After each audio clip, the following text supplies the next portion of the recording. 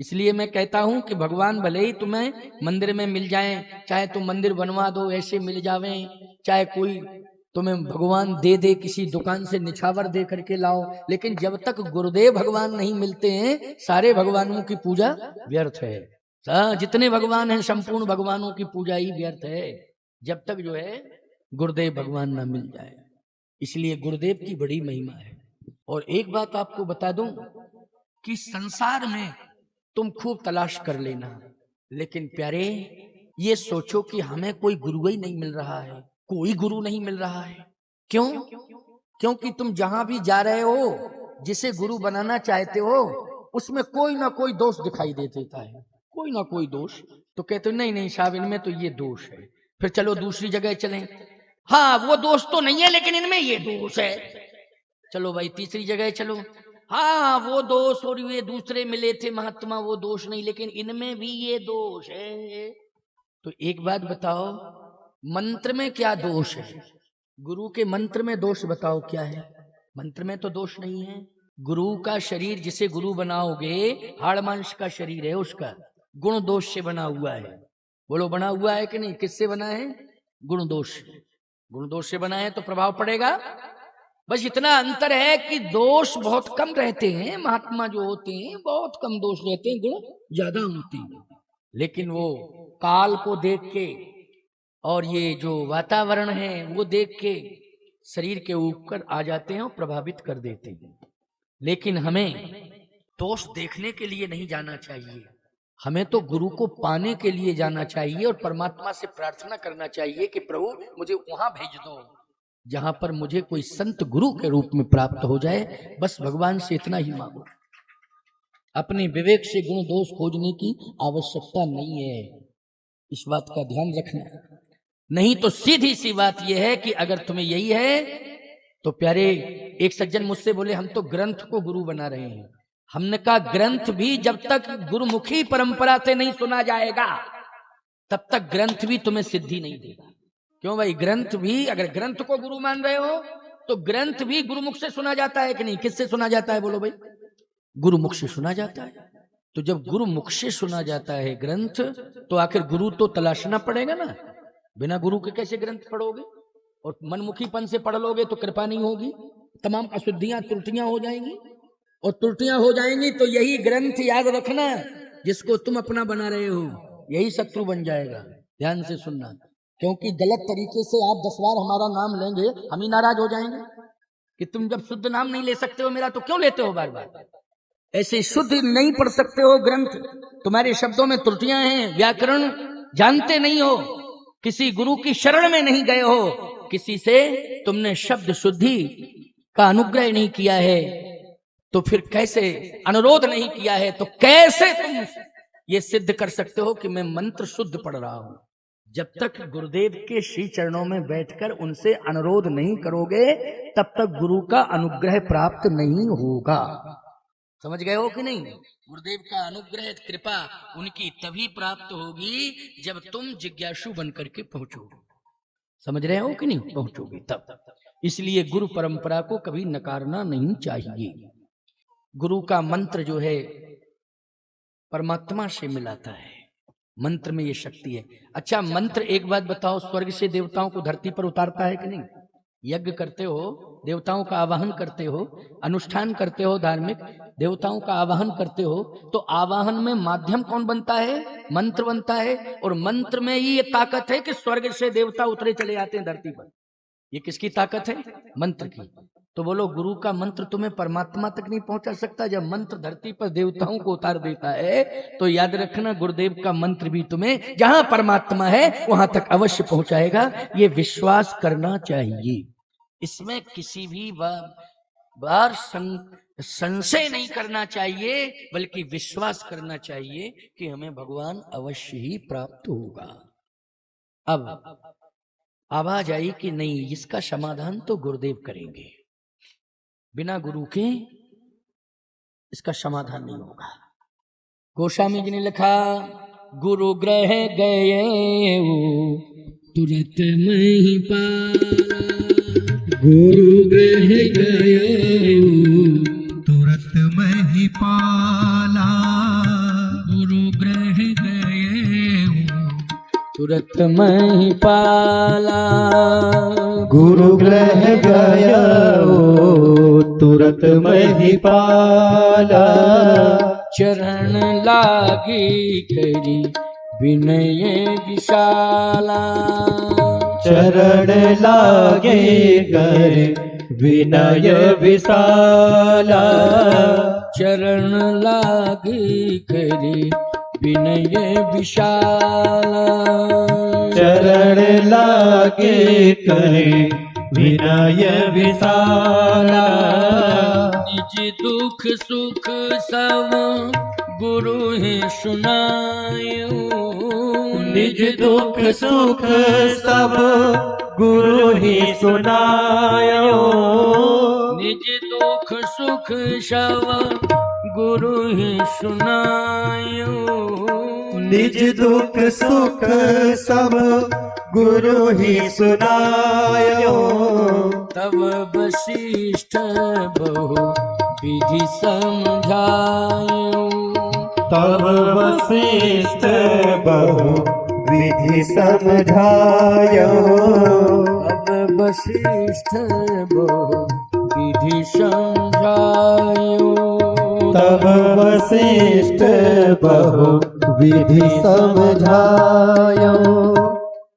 धरहु धीर, धैर्य धारण करो। गुरुदेव 60,000 वर्ष का हो गया हूं और एहसास हुआ है रंगनाथ स्वामी के मंदिर से कि दशरथ अब तुम्हारा समय पूर्ण होने जा रहा है। लेकिन समाधान लेने आया हूं, आपकी शरण में आया हूं कि परमात्मा स्वयं इस बात को कह रहा था, बार बार कह रहा था कि मैं पुत्र बन के आऊंगा, पुत्र बन के आऊंगा। तो पुत्र का तात्पर्य तो यही है कि मैं अपनी आंखों से देखूं। क्यों भाई, आंखों से देखूं पुत्र को। और 60,000 वर्ष की आयु हो गई और संकेत मिल रहा है कि मुझे जाना है। आपको सत्य बता रहा हूं। जब गए हैं गुरुदेव के पास महाराज चक्रवर्ती जी प्रार्थना करने के लिए, उस समय 60,000 वर्ष की आयु है। और जब गुरुदेव ने वचन दे दिया 1 वर्ष बाद श्री राम का प्रादुर्भाव होता है। कितने? 1 वर्ष बाद। क्योंकि आखिर नरलीला करनी है ना, है तो नारायण, लेकिन नरलीला का अभिनय करना है तो उस अभिनय में भी तो नरलीला का अनुभव होना चाहिए ना सब है? भले ही यज्ञ का प्रसाद है तो बहुत से लोग निसंतान आते हैं तो कहते हैं कि महाराज आप कोई फल दे दो जिससे हमारे घर में वंश चलाने वाला आ जाए। तो हमने फल दिया और फल ग्रहण किया और दूसरे दिन पुत्र हो गया तो लोग क्या कहेंगे? नाटक है ये। और फल ग्रहण करने के बाद भी 1 वर्ष बाद 9 महीने के अंतराल बाद अगर संतान होती है तो संपूर्ण समाज के लोग विश्वास कर लेते हैं कि देखो भाई ये कृपा का भी फल मिला है और उसके परिणाम से तुम्हें पुत्र रत्न की प्राप्ति हुई। लेकिन उसके लिए अवधि चाहिए, मर्यादा इसी में है। तो दशरथ जी महाराज जब गए हैं 60,000 वर्ष की आयु लेकर के गए हैं तो महारानियों की आयु भी तो लगभग यही होनी चाहिए। लेकिन किसी भी महारानी को अपने साथ नहीं ले गए, ना कौशल्या जी को ले गए और ना ही कैकेयी को ले गए और न सुमित्रा को ले गए। जबकि पुत्र की कामना लेकर के आप भगवान के दरबार में आए, गुरुदेव भगवान के दरबार में आए, तो ज्यादातर नियम है सपत्नीक आना चाहिए। क्यों भाई? सपत्नीक आना चाहिए, नियम है ना। लेकिन दशरथ जी अगर पुत्र की कामना लेकर के गए हैं तो तीनों में से किसी एक को ले जाना चाहिए था। नहीं, तीनों को ले जाते और अच्छी बात थी, क्योंकि तीनों को पुत्र मिल रहे हैं तो तीनों को ले जा सकते थे, लेकिन तीनों में से किसी को भी नहीं ले गए। इसका मतलब यह है कि दशरथ जी महाराज इस मर्म को जानते थे कि बुढ़ापे में पुत्र नहीं मिलता है, बुढ़ापे में तो परमात्मा मिलता है, भले ही पुत्र के रूप में मिल जाए लेकिन मिलता तो परमात्मा, पुत्र के रूप में ही मिलेगा लेकिन मिलेगा वो परमात्मा। प्यारे, परमात्मा की प्राप्ति के लिए चाहे पत्नी के साथ चले जाओ चाहे अकेले चल पड़ो, चाहे सपत्नीक चल पड़ो, परमात्मा तो परमात्मा ही है। अच्छा एक बात बताओ, ध्रुव जी कहाँ पत्नी को लेकर के गए थे जंगल में? छोटा सा बालक है, 5 साल की आयु है, विवाह ही नहीं हुआ, लेकिन बोलो भगवान मिले कि नहीं मिले? मिले भगवान, भगवान मिले। इसलिए भगवान तो किसी को भी मिल सकते हैं, जो भगवत आराधना करते हैं उन्हें भगवान मिल जाते हैं। आपको सही बताएं, भागवत की कथा सुनते हो, आत्मदेव जी भगवान को पाने के लिए अकेले ही निकल पड़े कि नहीं निकल पड़े? और नर्मदा जी के भूखंड में मां नर्मदा के तट पर तपस्या करने लगे, भगवत प्राप्ति हुई, नर्मदा मां की कृपा हुई। तो ये क्योंकि पत्नी साथ नहीं दे रही है तो क्या करोगे तुम? यही करोगे कि नहीं अब पत्नी नहीं साथ दे रही है तो जो पत्नी कह रही है वही हम करेंगे? या पति साथ नहीं दे रहा है तो पत्नी को ऐसा नहीं सोचना चाहिए कि नहीं मेरा पति अगर भगवत सेवा में भगवत आराधना में सहयोग नहीं कर रहा है तो मैं ये ऐसा काम नहीं करूंगी। नहीं, भगवत आराधना करो, उसका फल पति को भी मिल जाएगा, पति करेगा पत्नी को भी मिल जाएगा।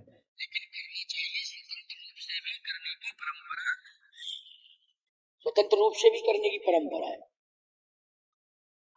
वैसे तो सपत्नी करना चाहिए, अच्छी बात है। महाराज मनु शत्रुपा ने दोनों ने शपथनी किया ना तप, तो महाराज मनु को महारानी शत्रुपा को फल भी मिल गया, क्योंकि दूसरे जन्म में शत्रुपा जी कौशल्या बनी तो फल नहीं मिला तो क्या है, तपस्या का फल मिला। ठाणे रहे एक पद दो, ठाणे रहे एक पद दो, दोनों खड़े रहे एक पैर के बल पर, तो फल मिल गया। क्योंकि अगले जन्म में भी दोनों पति पत्नी हुए और परमात्मा पुत्र बन के आ रहा है, तो याद रखना मनु दशरथ हैं तो पिता के रूप में स्वीकार करेगा और शत्रुपा जी कौशल्या हैं तो मां के रूप में स्वीकार करेगा। ये फल का परिणाम है। इसलिए इस इंतजार में मत रहो कि जब तक दोनों की सहमति नहीं हो जाएगी तब तक कोई भी धर्म कर्म उपासना को हम उसको स्वीकार नहीं करेंगे। अच्छा, मीराबाई ने पति का त्याग करके उपासना की थी, बोलो प्रमाण है कि नहीं? इसी कलयुग का प्रमाण है। मीराबाई ने पति का त्याग करके उपासना की थी कि नहीं? अच्छा बोलो, गारंटी के साथ में कह रहा हूं, ईमानदारी से बताओ, श्याम सुंदर मिले कि नहीं मिले? और अंत में द्वारकाधीश के हृदय में सदैव समाहित हो गई। वो द्वारकापुरी में जाकर के द्वारकाधीश भगवान के हृदय में ही प्रवेश कर गई मीराबाई। बोलो किसको छोड़ के आई थी? क्योंकि पति तैयार नहीं है, वो भक्ति से दूर भाग रहा है, भक्ति करना नहीं चाहता है। तो मीराबाई ने कहा नहीं, मेरे तो गिरधर गोपाल दूसरो न कोई, और जाके सिर मोर मुकुट मेरो पति सोई। नहीं करना चाहते हो तो मत करो, मैं तो भगवान श्याम सुंदर की भक्ति करूंगी। यहां पुत्र की कामना लेकर के नहीं गए हैं, फिर परमात्मा पुत्र बन के आएगा ये वचन दिया है। इसलिए मैं गुरुदेव के चरणों में, श्री चरणों में समर्पित होकर के ये पूछूंगा कि वो कब आएगा। ये गुरुदेव बताएंगे कब आएगा, क्योंकि गुरु बताएगा कि कब मिलेगा ईश्वर। मार्ग वही बताता है, वही भगवान से मिलाता है। गुरु गोविंद दोनों खड़े काके लागों पाए, बलिहारी गुरु आपने जो गोविंद दियो बताए। इसलिए गुरु ही प्रणम्य है और गुरु ही परमात्मा से मिलाने वाला है। और गुरु की सत्ता गुरुर ब्रह्मा गुरुर विष्णु गुरुर्देवो महेश्वर, गुरुर साक्षात परब्रह्म तस्मै श्री गुरुवे नमः। आज गुरुद्वारे में पहुंच गए, कहा गुरुदेव मेरी आयु का संकेत मुझे मिल गया, मैं ये जानना चाहता हूं कि वो परमात्मा मिलेगा। वशिष्ठ जी ने कहा उसी के इंतजार में तो मैं अयोध्या में रह रहा हूं। जब से महाराज इक्ष्वाकु हुए हैं तभी से मैं, इक्ष्वाकु वंश प्रारंभ हुआ तब से ही पुरोहित बने हुए हैं, राज पुरोहित, कुल पुरोहित। बोले उन्हीं के इंतजार में तो हम पुरोहित कर्म कर रहे हैं, हमें क्या लेना देना था? केवल परमात्मा के दर्शन के लिए इसी वंश में उसका अवतरण होगा। गुरुदेव ने कहा धरहूं धीर होई है सुत चारी, प्रभुवन विदित भगति भयहारी। 4 पुत्र होंगे, 4, और 4 विभु होंगे। पुत्र के रूप में आएंगे। जैसे वर्णन आता है, आध्यात्मिक दृष्टि से देखें तो अर्थ, धर्म, काम, मोक्ष 4 फल हैं। आचार्य जन कहते हैं ये 4 विभु हैं। महर्षि वाल्मीकि जी ने इनको विभु कहा है। आध्यात्म रामायण में इनको 4 फल कहा है। इसलिए प्रतीकवाद का वर्णन होता है तो कौन फल किसका प्रतीक है, इसका वर्णन आया है प्रतीकवाद में। आप कहोगे महाराज जी 4 की बात क्यों कही? महारानियां 3 थीं तो 3 का वरदान दे देते या वचन दे देते, लेकिन 4 कह दिया तो फल 3 नहीं होते हैं, फल 4 होते हैं। 4 फल, अर्थ, धर्म, काम और मोक्ष। अपूर्णता रह जाती ना, लेकिन परमात्मा में तो पूर्णता है ना।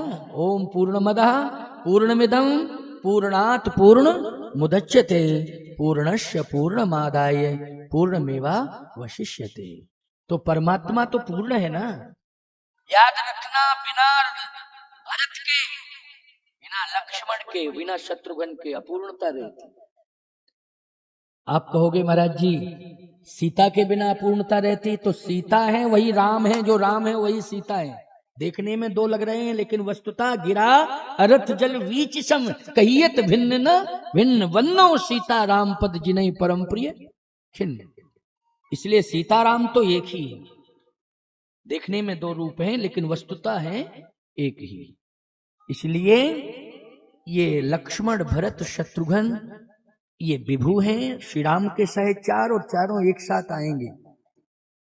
और सत्य तो ये है प्यारे, वैकुंठाधिपति विष्णु प्रभु राम हैं और क्षीरशाही विष्णु श्री भरत जी हैं। क्योंकि राम जितना विचारों में कोई ऊंचा नहीं है, वो भरत जितना भावों में कोई गहरा नहीं। इसलिए क्षीर सागर में रहने वाले जो विष्णु हैं उनका संबंध गहराई से है, वैकुंठ में रहने वाले जो विष्णु हैं वो उनका संबंध ऊंचाई से है। इसलिए हिमगिर कोट सरिष रघुवीरा, सिंधु कोट शतसम गंभीरा। प्रमाण आ गया ना, हिमालय के समान ऊंचे हैं और समुद्र से के समान गहरे हैं। प्रमाण मिल गया। विष्णु एक ही है, लेकिन 2 रूपों में क्षीर सागर में वास करते हैं। इसलिए भरत राम एक ही अनुहारी, और सही सा लख न सकई नर नारी। राम और भरत में कोई अंतर नहीं है, एक ही है। तो आज वशिष्ठ जी महाराज ने आशीर्वाद दे दिया, यज्ञ की तैयारी हुई। अब विचार किया कि यज्ञाचार्य किसे बनाया जाए। वशिष्ठ जी तो इतने बड़े विद्वान हैं कि शास्त्र निष्णात हैं, वो स्वयं आचार्यत्व तो कर सकते थे, लेकिन नहीं, यज्ञ में अन्य संतों को सम्मान देना चाहिए। जो दूसरों को सम्मान देता है, याद रखना भगवान उसी का मनोरथ सफल करते हैं। और जो केवल अपना ही सम्मान, अपना ही सम्मान, अपना ही सम्मान चाहे, याद रखना वही परमात्मा का आहार बन जाता है। फिर भगवान उसका सब कुछ छीन लेते, सब कुछ छीन लेते, कुछ भी नहीं रहने देते। इसलिए दूसरों को सम्मान देने की बात हमेशा अपने मन में रखो, अपने दिल दिमाग में रखो। किसी का मेरे द्वारा अपमान न होने पावे, बस ये प्रयास करो। कोई मेरा अपमान करता है तो याद रखना तुम क्या सहोगे, भगवान ही नहीं सहेगा। जो अपराध भगत कर करई, राम रोष पावक सो जरई।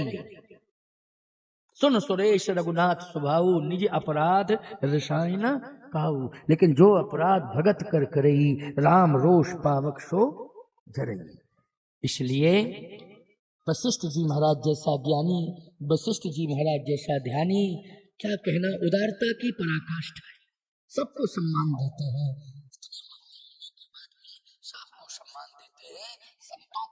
लेना चाहिए, वशिष्ठ जी के चरित्र से प्रेरणा लेनी चाहिए कि हम महान तो हैं ही, लेकिन हमारी महानता तभी प्रमाणित मानी जाएगी जब हम सबको स्नेह दें, प्यार दें, छोटों को प्यार दें, बड़ों का सम्मान करें। हमारा सम्मान तो सुरक्षित ही रहेगा, कहां चला जाएगा। लेकिन बुद्धि की अल्पज्ञता आ जाती है, अभिमान के कारण जो है विवेक शून्य हो जाता है व्यक्ति, इसलिए ये गलत सलत बातें बोलना शुरू कर देता है और ज्ञान का घमंड अभिमान का प्रदर्शन करने लगता है।